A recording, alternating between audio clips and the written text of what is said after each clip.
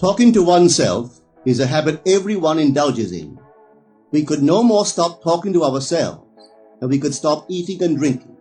All that we can do is control the nature and the direction of our inner conversation.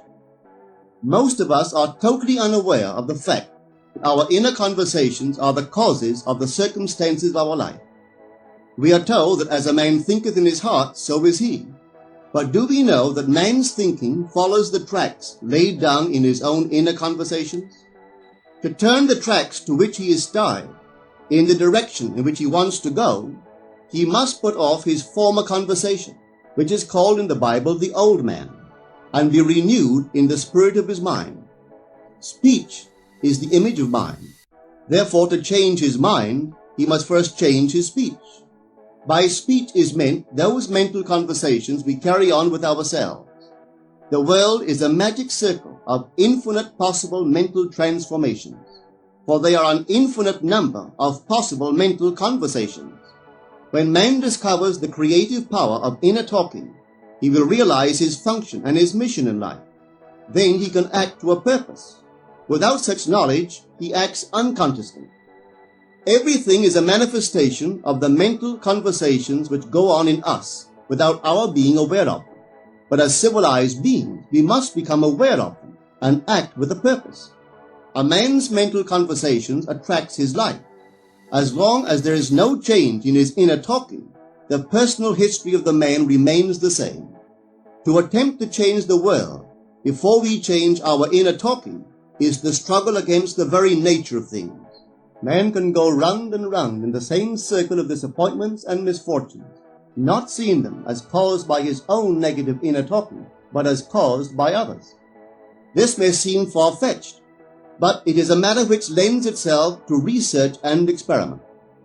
The formula the chemist illustrates is not more certainly provable than the formula of this science by which words are clothed in objective reality. One day a girl told me of her difficulties in working with her employer. She was convinced that he unjustly criticized and rejected her very best efforts. Upon hearing her story, I explained that if she thought him unfair, it was a sure sign that she herself was in need of a new conversation piece.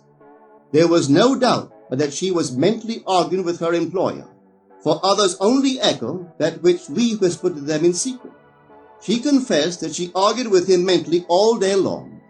When she realized what she had been doing, she agreed to change her inner conversations with her employer.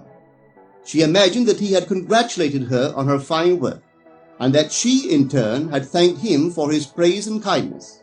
To her great delight, she soon discovered that her own attitude was the cause of all that befell her. The behavior of her employer reversed itself. It echoed, as it had always done, her mental conversations with him. I rarely see a person alone without wondering to what conversation piece is he tied, on what mysterious track is he walking. We must begin to take life consciously, for the solution of all problems lies just in this. The second man, the Lord from heaven in all of us, is trying to become self-conscious in the body, that he may be about his Father's business. What are his labors? To imitate his Father, to become master of the Word, master of his inner talking, that he may mold this world of ours into a likeness with the kingdom of love. The prophet said, "Be ye imitators of God as dear children." How would I imitate God? Well, we are told that God calls things that are not seen as though they were seen, and the unseen become seen. This is the way the girl called forth praise and kindness from her employer. She carried on an imaginary conversation with her employer from the premise that he had praised her work, and he did. Our inner conversations represent in various ways the world we live in. Our individual worlds are self-revelations of our own inner speech. We are told that every idle word that men shall speak, they shall give account thereof. For by their words they shall be justified, and by their words they shall be condemned. We abandon ourselves to negative inner talking, yet expect to retain command of life.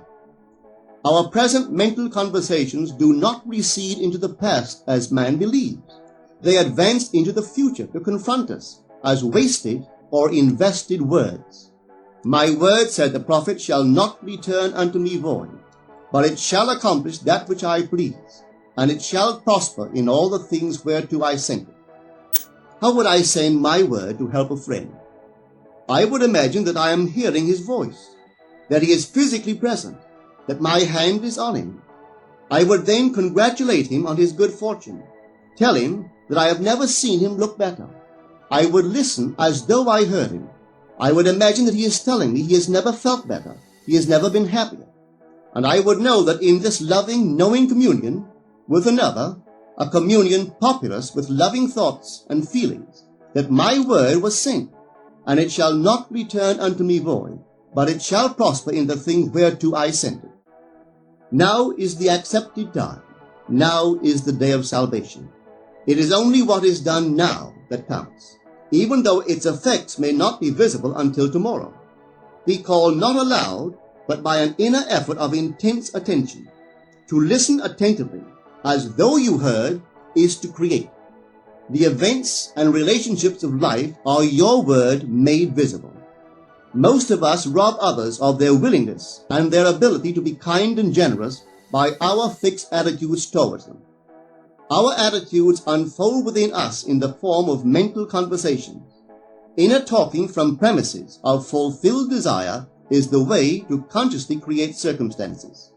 Our inner conversations are perpetually outpictured all around us in happenings. Therefore, what we desire to see and hear without, we must see and hear within, for the whole manifested world goes to show us what use we have made of the word.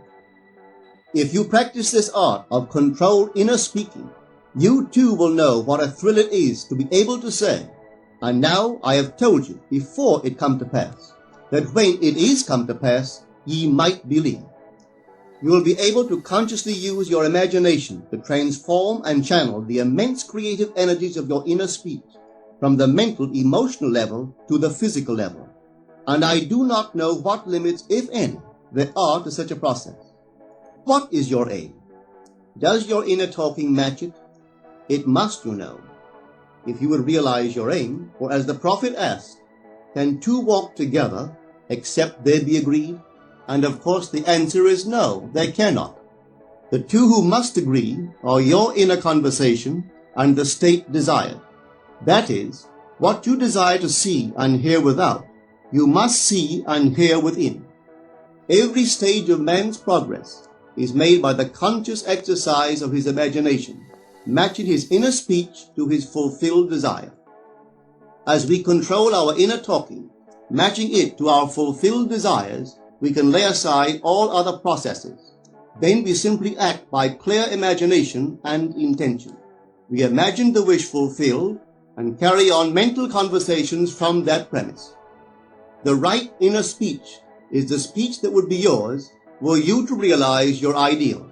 In other words, it is the speech of fulfilled desire.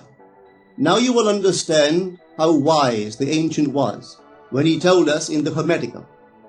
There are two gifts which God has bestowed upon man alone, and on no other mortal creature.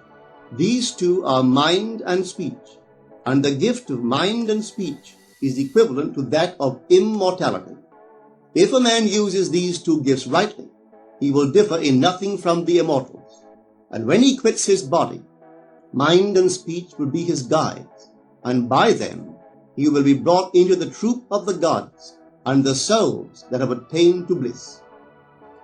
With the gift of mind and speech, you create the conditions and circumstances of life. In the beginning was the Word, and the Word was with God, and the Word was God.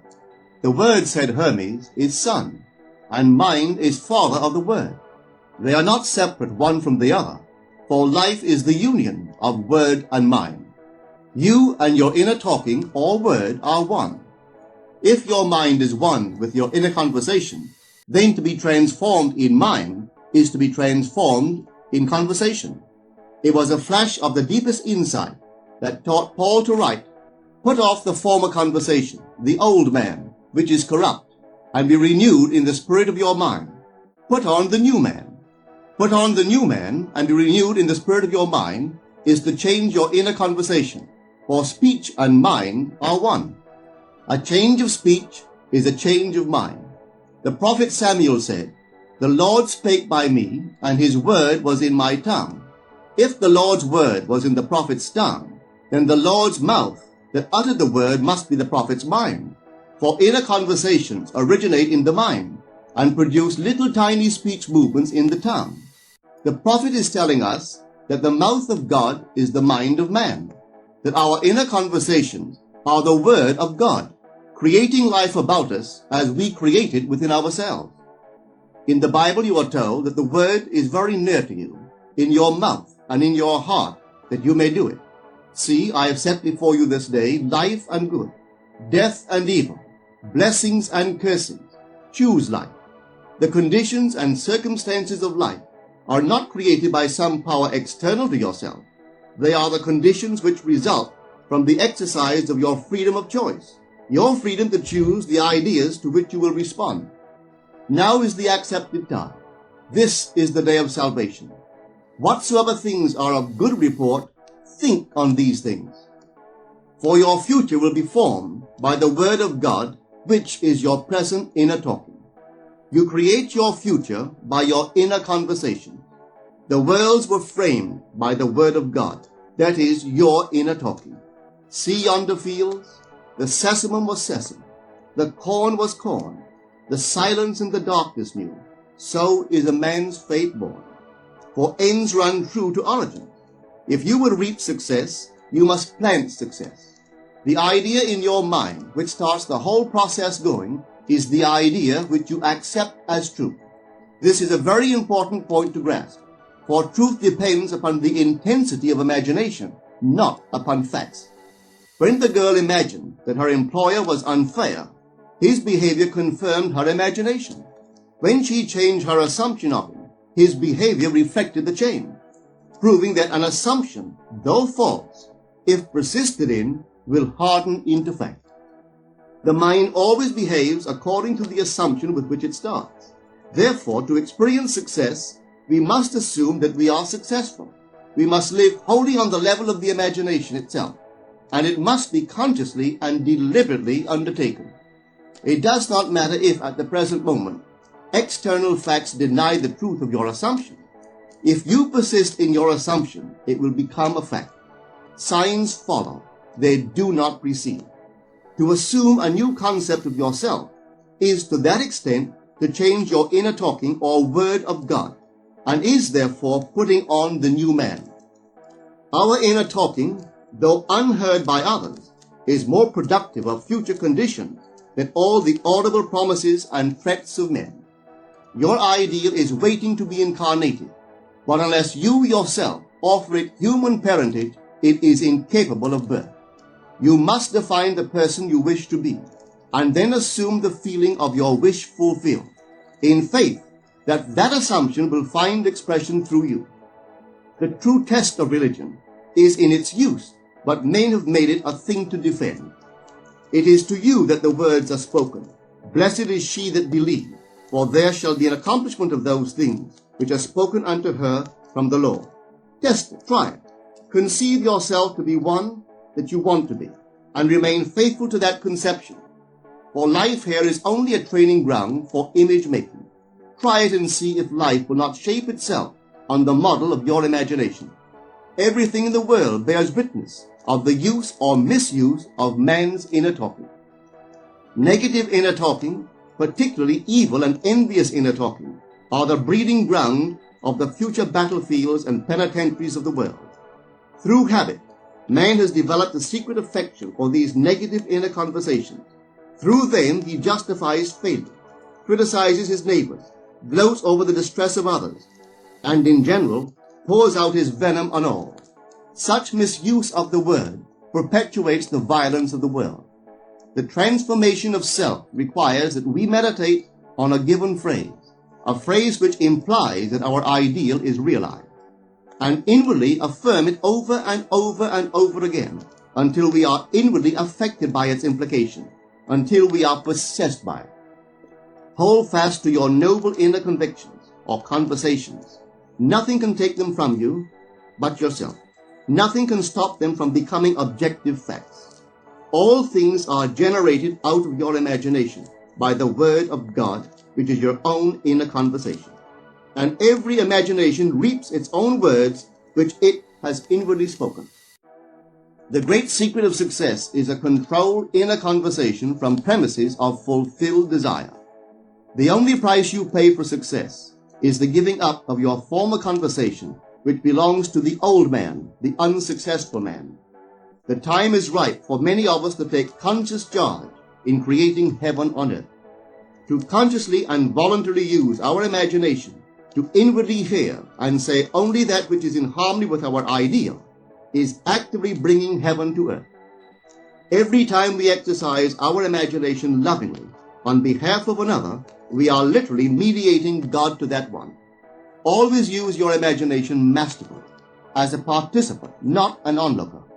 In using your imagination to transform energy from the mental, emotional level to the physical level, extend your senses. Look and imagine that you are seeing what you want to see, that you are hearing what you want to hear, and touching what you want to touch. Become intensely aware of doing so. Give your imaginary state all the tones and feeling of reality. Keep on doing so until you arouse within yourself the mood of accomplishment and the feeling of relief. This is the active, voluntary use of the imagination, as distinguished from the passive, involuntary acceptance of appearances.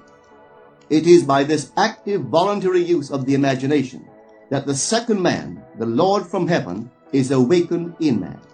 Men call imagination a plaything, the dream faculty, but actually it is the very gateway of reality. Imagination is the way to the state desired.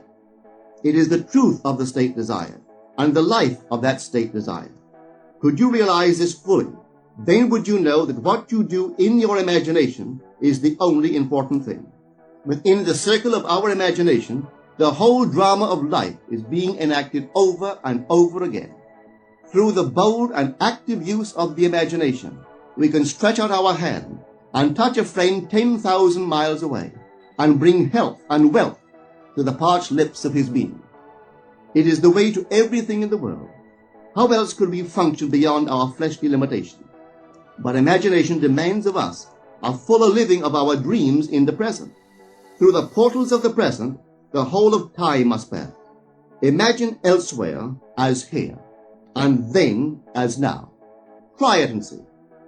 You can always tell if you've succeeded in making the future dream a present fact by observing your inner talking. If you are inwardly saying what you would audibly say were you physically present and physically moving about in that place, then you have succeeded. And you could prophesy from these inner conversations and from the moods which they awaken within you what your future will be.